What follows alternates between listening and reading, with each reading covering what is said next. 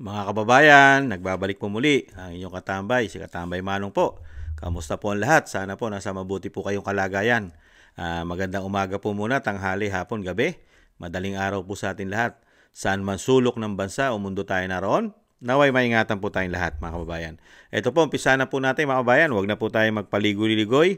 Umpisa na po natin, mga kababayan. Ito pong pahayag ng Mayor po ng Davao, si Baste Duterte, at ang pahayag din po ng ating Vice President, mga tambay. Ukol po rito sa mga umuugong at syempre po sa sinasabi pong papasukin po o pinasok na o papasukin at planong pasukin ang mga bahay ng mga Duterte. Nagsalita po ang Mayor Baste na sinasabi niyang may search warrant na raw po laban sa mga bahay ng mga Duterte, mga kabayan. Kung may katotohanan po ito, talagang nakakalungkot po ang ginagawa pong panggigipit ng gobyerno natin sa mga Duterte. Pati po mga bahay ngayon ay talagang kailangan niya pasukin at maglalabas ng warrant of arrest o search warrant. Mga kababayan, ibang klase, no? Parang itinuturing mo ng mga kalaban ng gobyerno at terorista ang mga ito. Ibang klase po. Samantalang sila ang napakaraming issue, isang napakaraming issue ng corruption ang kanilang gobyerno ayon sa Vice President at sa dating Pangulong Duterte na isang damukal na estapa ang ginawa sa ating pera. Diba? Na ngayon po ay usapin na sa Korte Suprema ang 2025 National Budget na napakaraming blanco at nalagyan na nasingitan ng blanco ng 241 billion daw. GSIS, SSS, PhilHealth at ang ginto, flood control at napakarami pang iba, mga kababayan. Sobrang dami po ng issue nila ng korupsyon. Pero kailangan po nilang dalhin sa mga Duterte. At ang isa pang umuugong na issue, ang asawa daw po, ang First Lady daw po, ay nakadetine o nakahold sa United States dahil sa issue raw po. Issue raw po ng may namatay dahil daw po sa droga. Issue po. May katotohanan po kaya yan? Kaya ginagawa po nilang pantakip ang issue dalhin sa mga Duterte.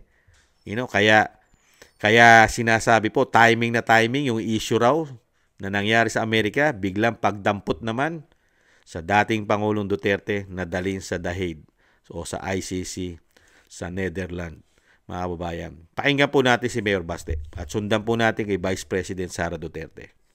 Inihayag ngayon ni Davao City Mayor Sebastian Baste Duterte na mayroon siyang verified information hinggil sa umano'y search warrant sa tirahan ni dating Pangulong Rodrigo Duterte at kanyang mga kaanak. Sa post ni Mayor Baste sa kanyang official Facebook account, sinabi nito na mayroon umanong search warrant kung saan target ang tahanan ng kanyang ama, gayon din ang kanyang bahay at ng kanyang mga kapatid.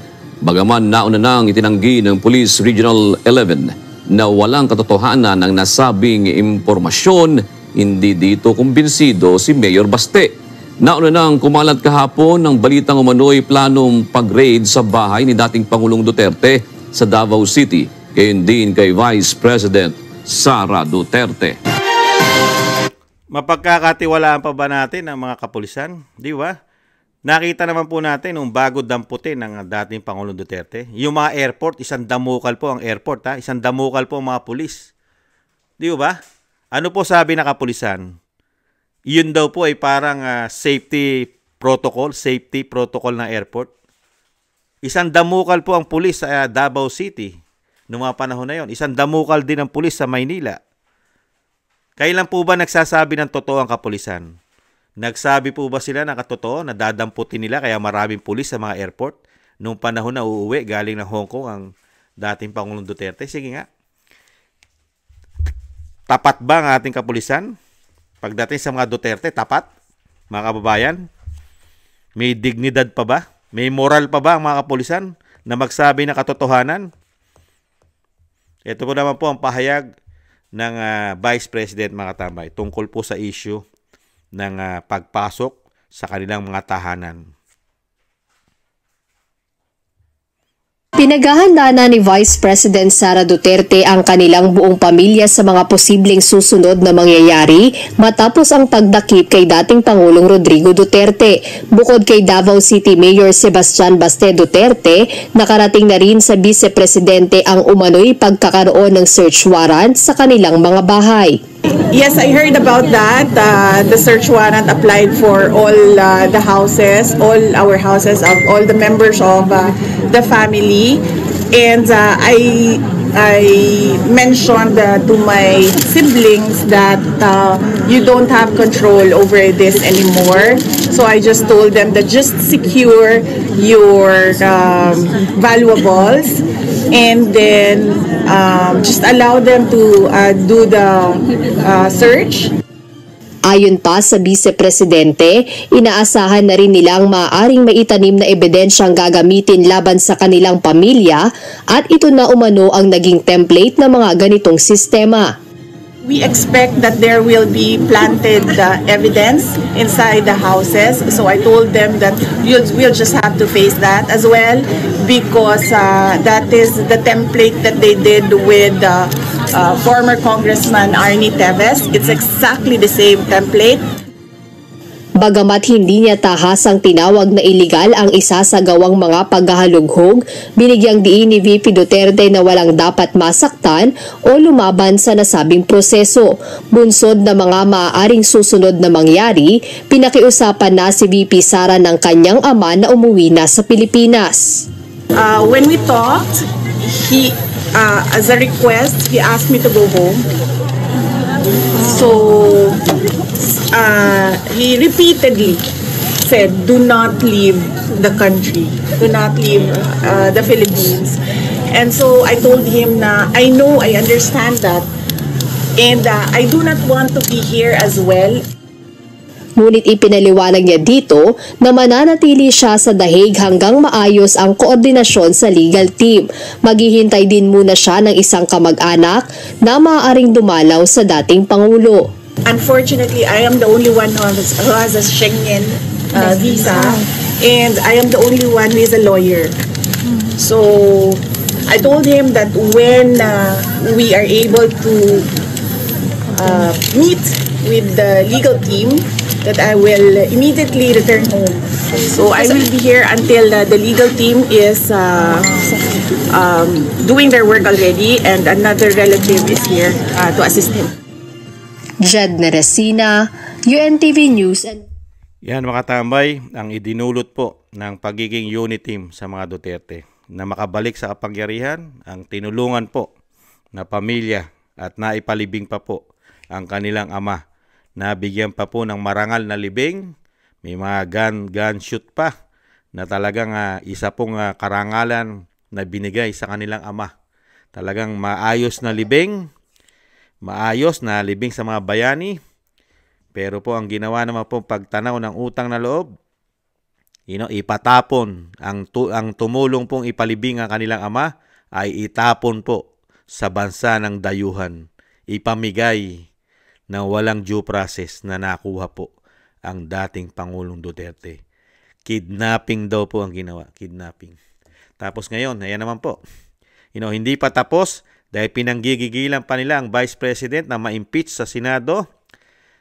Talagang sinusunod-sunod na po nila ang pagpapabagsak sa mga Duterte.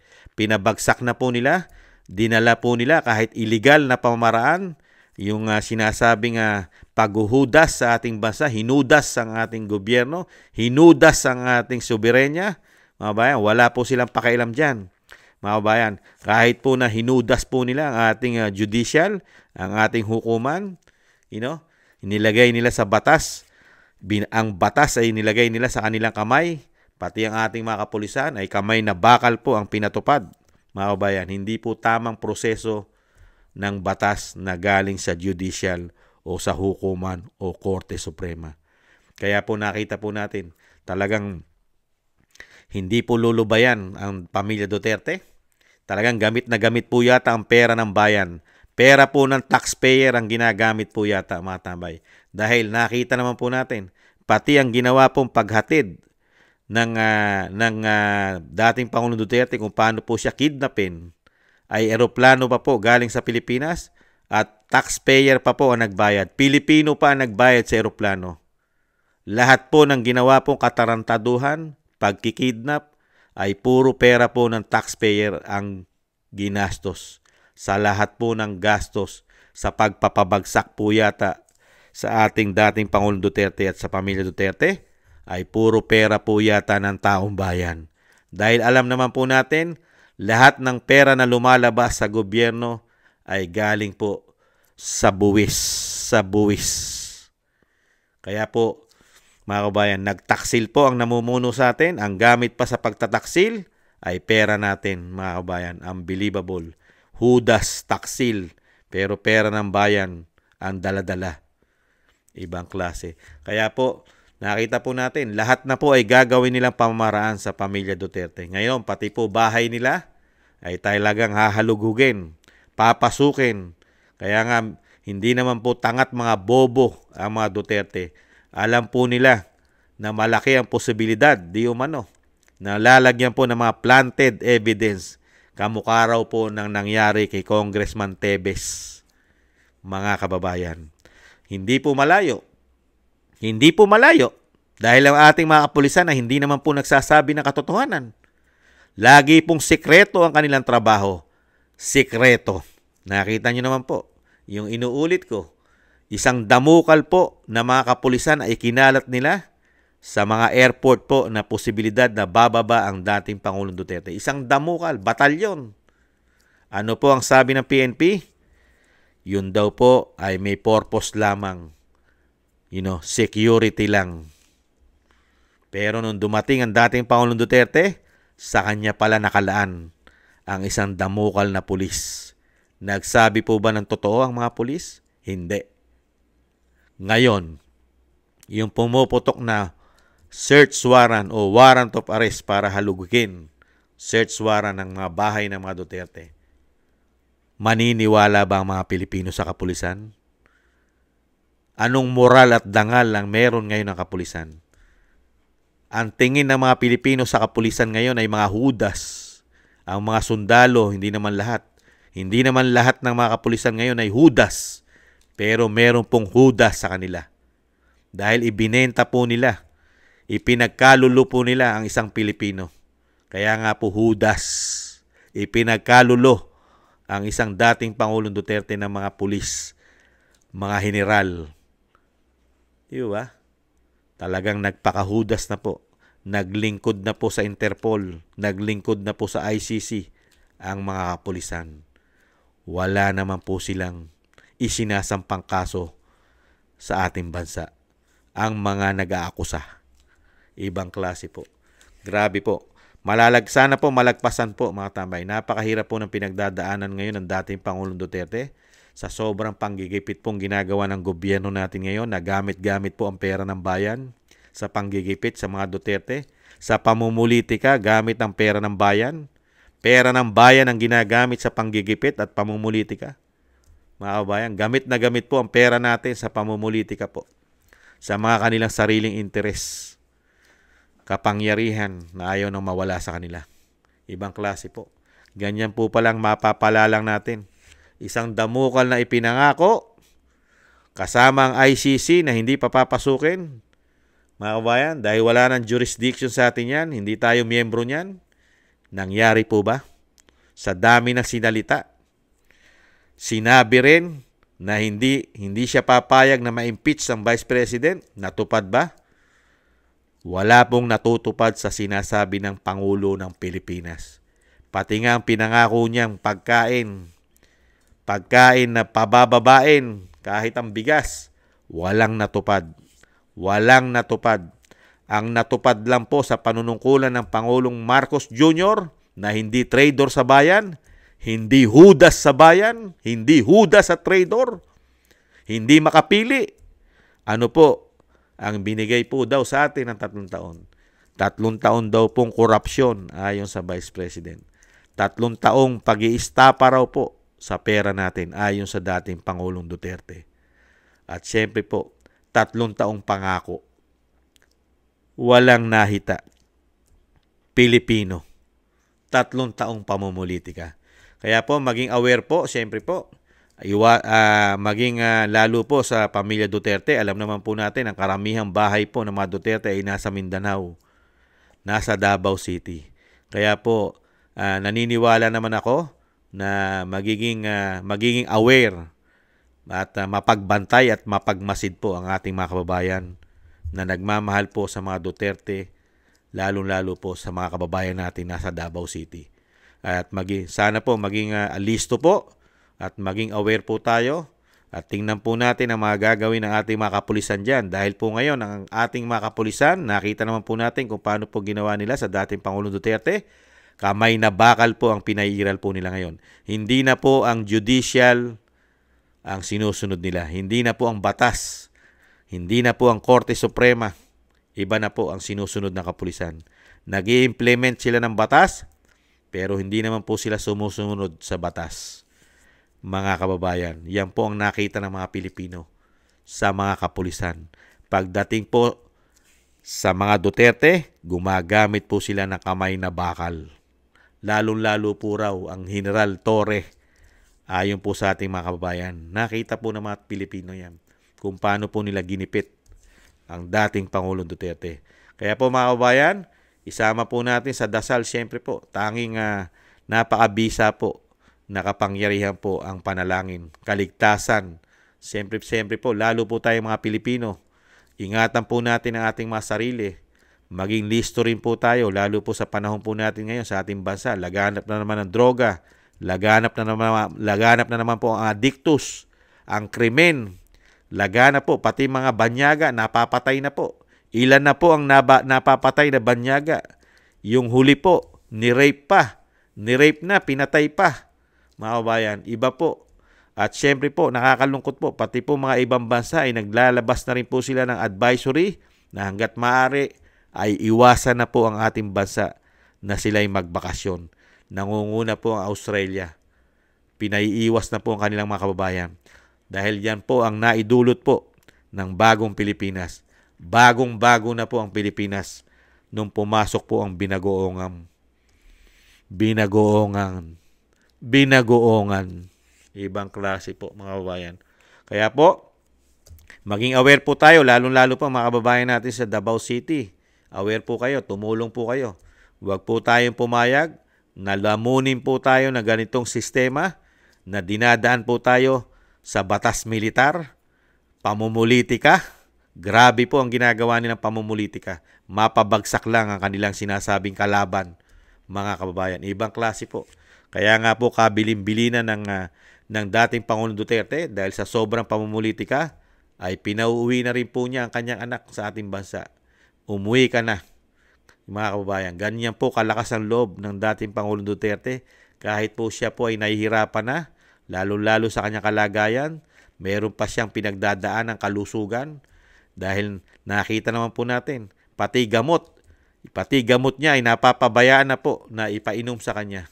Nakakalungkot po ang nangyari po sa dating Pangulong Duterte dahil po nagkaroon tayo ng Pangulo na Judas na Pangulo, mga tamay. Taksil sa bayan at taksil sa ating judicial system. Taksil, mga kabayan. Makapili. Pumili siya. Ang pinili niya, banyaga. Hindi niya pinili ang Pilipinas at ang mga Pilipino. Ipinagkalulo niya. Nagkalulo at pinagkalulo ang dating Pangulong Duterte dahil pinili niya ang mga puti kaysa sa sarili niyang lahi. Ganyan po kataksil ang nangyari po yata sa presidente ng bansa, mga kababayan. Ingatan nawa po ang ating mga kababayan, lalo-lalo pamilya Duterte. Ingatan po. Mailayo po sila sa kapahamakan. Siyempre po, tayo rin po mga kababayan, mailayo rin po tayo sa kapahamakan na sobra pong nangyayari na krimen. Lalo-lalo po, laganap ang mga addictus. Uulitin ko pong muli, mga kababayan. Ingat-ingat po tayo at huwag po tayong mag-atubili na lagi po tayong magdasal, manalangin na maingatan po tayong lahat. At siyempre po, isama rin po natin sa dasal si dating Pangulong Duterte at ang mga Duterte. Maraming salamat po sa gusto po ng ating tambayang makabayan sa YouTube at TikTok. At ganoon din po sa mga nagko-comment, like, share, and subscribe. Maraming salamat po. Ingatan nawa po mga kabayan. Sa muli, paalam. Bye-bye.